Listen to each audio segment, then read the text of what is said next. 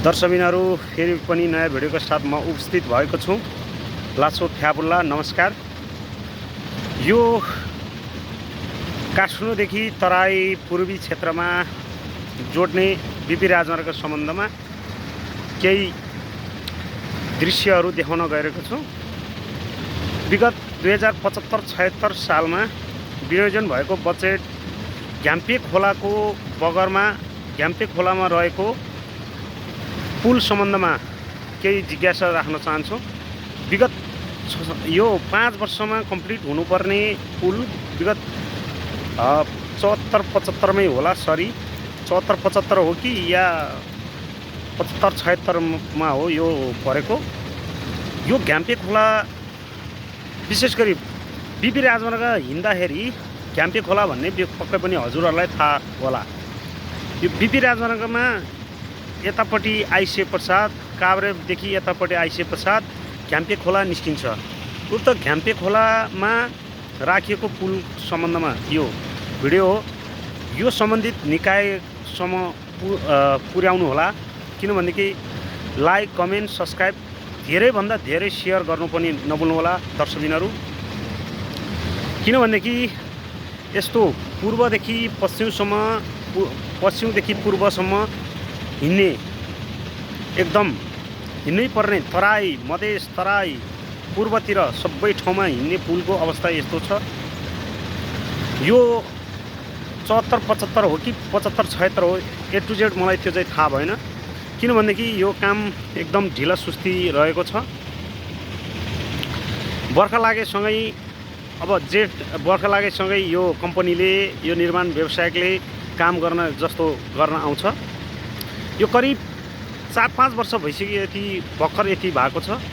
यो घ्याम्पे खोलाले गर्दा अब पूर्व या पश्चिम काठमाडौँ जाने, पूर्वदेखि काठमाडौँ जाने, काठमाडौँदेखि पूर्वतिर या तराईतिर जाने गाडीहरू कति प्रभावित पारेको छ यो घ्याम्पे खोलाले।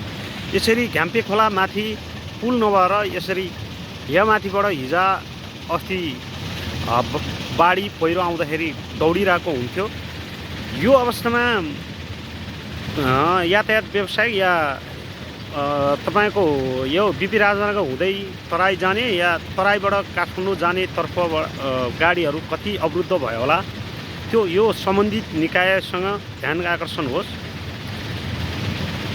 त्यो हुनाले हजुरहरूले सक्दो धेरैभन्दा धेरै लाइक कमेन्ट सब्सक्राइब सेयर पनि धेरै सेयर गर्नु होला। यो भिडियो लामो भए तापनि यो भनेको एकदम अब तपाईहरुलाई थाहा छँदैछ। यो बीपी राजमार्ग घ्याम्पे खोलाको दृश्य हो। यो कति हिँड्नुपर्छ गाडी, दैनिक 4-5 हजार गाडी हिँड्ने ठाउँको पुल यस्तो अवस्थामा छ।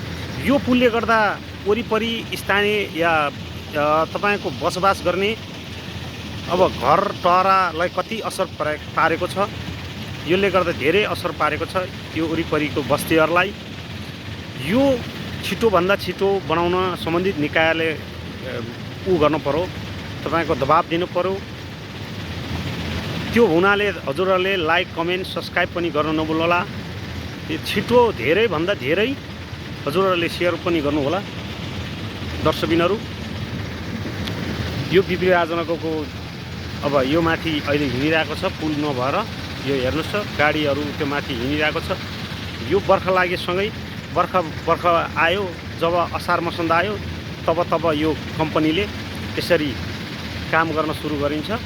अस्ति योभन्दा लगभग 15-20 दिन अगाडि काम गरे जस्तो यो हेर्नुहोस् त काम गरे जस्तो गरे, अहिले ठप्पै छ, काम गरेको छैन।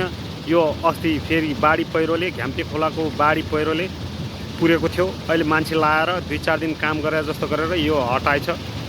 ढुङ्गा माटोले गेयरहरू आएर बाढीहरूले पुरेको थियो, यो हटाएछ। हेर्नुहोस् त यस्तो हालत छ। अस्ति कुलमान घिसिङ तपाईको मन्त्री हुँदाखेरि त्यो बेला यो उताको साइड कम्प्लिट गर्यो। कुलमान घिसिङले धेरै दबाब दिनुभएको थियो कुलमान घिसिङ मन्त्री हुँदा। अहिले हाम्रो नयाँ भन्ने सरकारहरू जेनजी आन्दोलन पश्चात आएको छ, केही गर्ला कि भनेर आएको सरकारले केही पनि काम सुरु गरेको छैन, दबाब पनि दिएको छैन। त्यो भएको हुनाले हजुरहरूले सक्दो सेयर पनि गर्न नभुल्नुहोला। दर्शकबिनहरू यो सम्बन्धित निकायसँग पुर्याउनु होला हजुरहरूले सेयर गरेर। यो घ्याम्पे खोलाको दृश्य हो। हाम्रो यहाँको सांसद गजरेल आशिष गजरेल कि के आशिष गजरेल आउँछ, यो केही तपाईँको दबाब दिएको पनि छैन र भनेको पनि छैन उहाँ कस्तो खालको हो। हुन त यो ऊ के विज्ञ पो भनेको थियो, तपाईँको त्यो विज्ञ हो कि अभिज्ञ हो त्यो थाहा भएन। उहाँले यो दबाब दिनै सकेन। त्यो भएको हुनाले हजुरहरूले सम्बन्धित निकायसम्म पुर्याउनु होला। सक्दो लाइक, सक्दो सेयर, साथमा कमेन्ट पनि गर्न नभुल्नुहोला। भिडियो कस्ता लाग्यो सल्लाह सुझावसहित प्रतिक्रिया पनि दिन नभुल्नुहोला। यो घ्याम्पे खोला हो, जब बिपी राजमार्ग हुँदै आयो भने यही खोलाले धेरै असर पुर्याएको छ। कालढुङ्गा हुँदै मङ्गलटार, कालढुङ्गा हुँदै माम्ती, माम्ती जब माम्ती कटिसकेपछि यो खोला आउँछ, यो घ्याम्पे खोला। घ्याम्पे खोलाले कति हजुरहरू पनि हिँड्नु भएको होला। त्यो हुनाले यो घ्याम्पे खोलाले कति असर गराएको छ त्यो तपाईँहरूलाई पनि थाहा छ। यो खोला फेरि एकछिन माथि यो माथि पानी पर्यो भन्ने बित्तिकै फेरि ग्वाराङ आउँछ।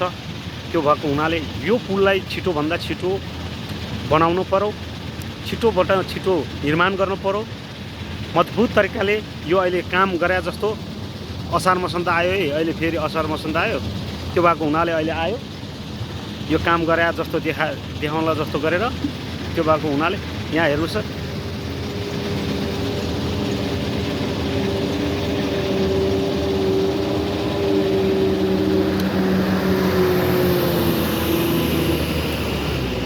अहिले यहाँ स्क्याभेटर थन्काइरहेको छ।